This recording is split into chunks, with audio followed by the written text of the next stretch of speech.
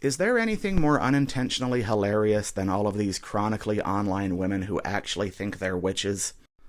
A fully grown mother of three who drives a Chrysler Pacifica and works at T-Mobile, but she spends her nights writing Divine Plenty on a bay leaf and then hoping for a promotion. You know, instead of taking on tasks her coworkers don't want to do or developing new and useful skills, she wraps a hamster skeleton in a pair of pantyhose and then hides it in her boss's HVAC system. And then a whole 48 hours goes by and she hasn't been promoted to Queen Sorceress of T-Mobile, so she curses the entire strip mall with a spell kit she found on Etsy before having her third nervous breakdown of the week.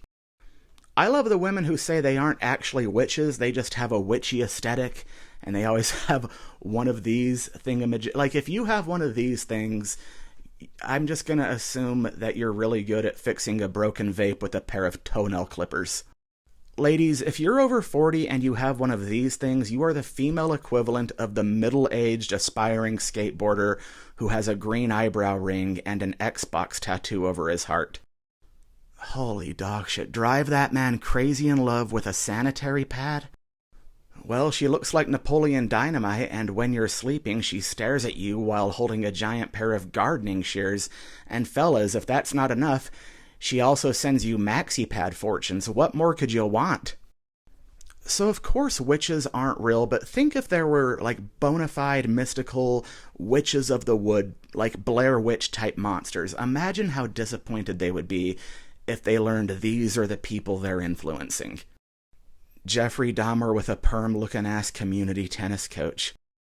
Yeesh, look at this walking snot rag of a human being.